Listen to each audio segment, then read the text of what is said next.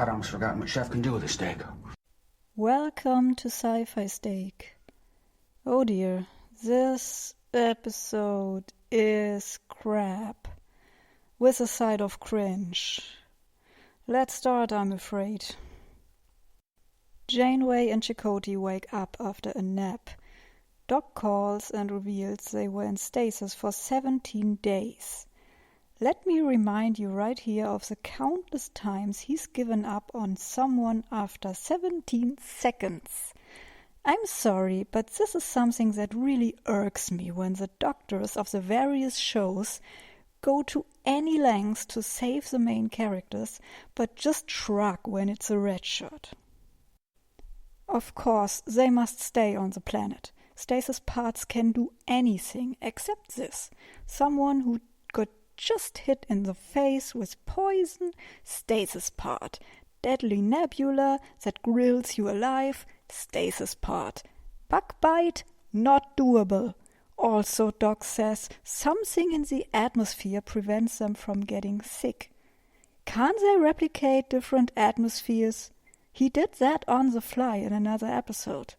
Can't they fill a cargo bay with a planet's atmosphere, lock the door, and keep them in there until they find out more? Sure, it's risky, but I guess better than staying behind. Doc wants to ask the Vidians for help. Chakotay says they have never shown any willingness to help, which is totally true since Neelix is now breathing through one of Cass's lungs transplanted by the Vidians. I guess what he means is unwilling to help unless they have no guns. So Janeway gives command over to Tuvok. She tells him to keep flying home and not talk to strangers.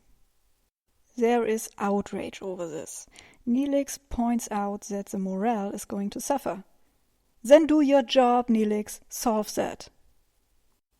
Tuvok says, don't worry, they will be fine. They have anything they need, which does not convince Torres, who says this is not a camping trip. They have to spend the rest of their lives here. Which is funny. One of them will most likely die before the other one, which means whoever lives longer has some very lonely years ahead. Except they have kids, who would meet the same fate. This is dark if you really think about it. Imagine being a child born on that planet and you're damned to never have a family on your own.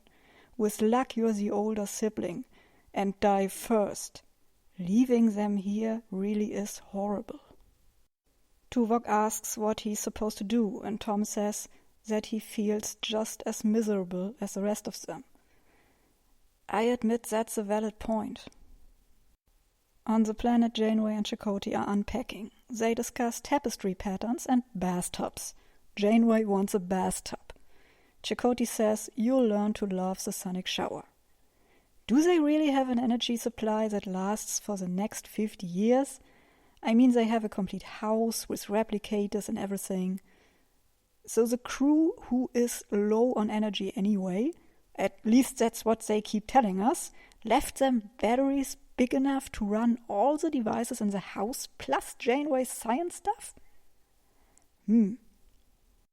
And then Janeway makes Chakotay really uncomfortable by suggesting they switch to first names, which is easy for her, but he doesn't like it. But he has a big smile on his face.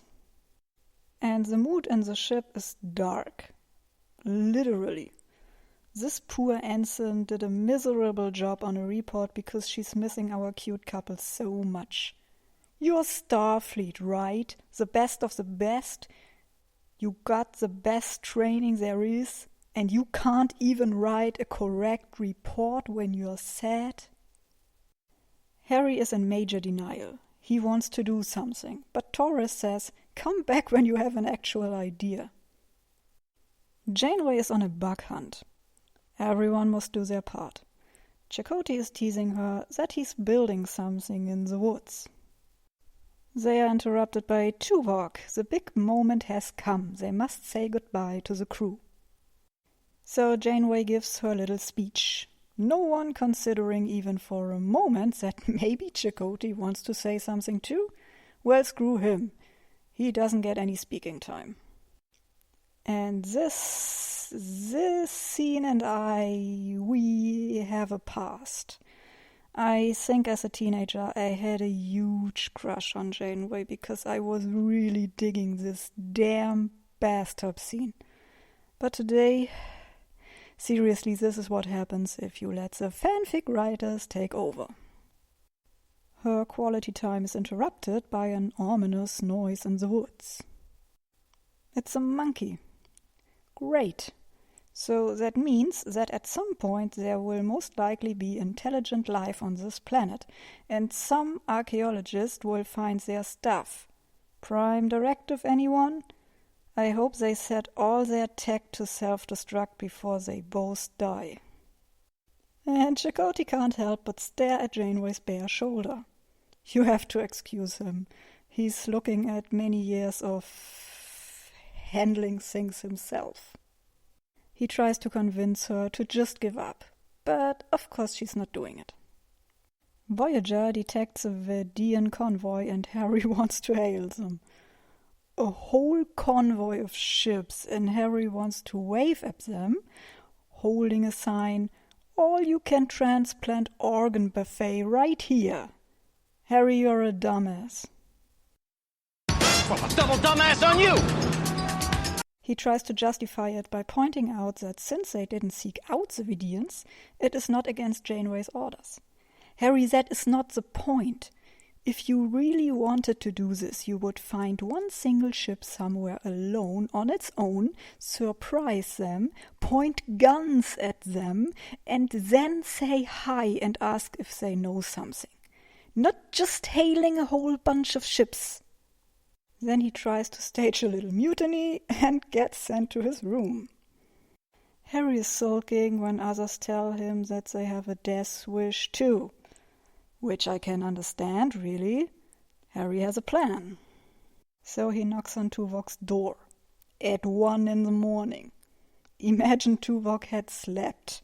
Harry waking him up to once again pester him with the Vidians. I am sure he would have been in a great mood.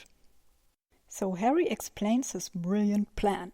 He wants to contact Doc's ex-girlfriend and offer B'Elanna's DNA. But Tuvok says since they recently destroyed one of the Vidian ships, they should still not risk it. The two start fighting again when Harry says that so many of the crew want to try. Tuvok threatens to retire him. Chakotay is busy again building some crap for Janeway. He's also cooking for her. But she is hard to please, poor guy. But then he has not much to choose from anymore. And he's still relatively lucky. He could be sitting there with Neelix building a scratching pole for him. Janeway meets a monkey again, and a storm comes up. By the way, I find her question, "What happened to the sky?" so ridiculous. As well as Chakotay's remark that the tricorders don't recognize the storm. Are you kidding me? Now it's Cass's turn to charm Tuvok into trying Harry's plan. She tells a story about her father and some BS about the whole crew's suffering. Sorry, but what kind of love potion did Janeway program into the replicator for the crew to go depressed like this? Now Tuvok gets to give a speech. Everyone gives a speech this episode. He's changed his mind, so Harry's plan it is. Now Chakotay gets some quality time. He gets to cuddle Janeway under the table. And this scene is embarrassing to watch. She whines like a little girl. Every time I watch this, I cringe so hard. And of course Janeway's equipment is broken, so Chakotay can now feel free to make everything nice and cozy. Tuvok talks to Doc's ex and she has a cure. Tuvok is skeptic. Good for him. Chakotay plans to extend the house, and Janeway whines about how much she hates camping. And of course, the monkey is back. Janeway thinks he wanted to warn her. And Janeway has a sore neck from cleaning up. And Chakotay takes his chance. He massages her for a little while before she goes to bed, and I can't help but notice that the bedroom wall is almost transparent. And oh boy. It's a trap! Now that's incredible. I am so surprised. Janeway can't sleep, so they finally talk and Chakotay admits his feelings. The way he describes Janeway, he's definitely suffering from Stockholm Syndrome. The crew tries to protect themselves from involuntary organ donating, but of course they make it. Doc's ex is calling and she gives them the cure and everything is fine. Janeway is planting tomatoes. Talaxian tomatoes. And Chakotay has built a boat. Janeway is delighted. But Voyager is contacting. Tuvok tells them about the medicine. The monkey comes to visit one last time and Janeway says they will leave the house for him. Seriously, Prime Directive? You gotta be kidding me! Also, Voyager is low on resources. They leave all this stuff here? Gah! I hope you at least ripped out those tomatoes, those tomatoes from another planet. Tuvok apologizes for not having followed Janeway's orders and she punishes him by insulting him about his emotional decision. This episode is a piece of fan fiction. I should mention that as a teenager I was a huge Janeway-Chakotay shipper. But I got older and now I'm healed. If you adore this couple, I'm sure this episode means the world to you. But if you don't, well, the lesson of this episode is don't let the shippers write the actual episodes. Thank you all for listening and see you next time here at Sci-Fi Steak. Bye. Goodbye, Harry. Have fun.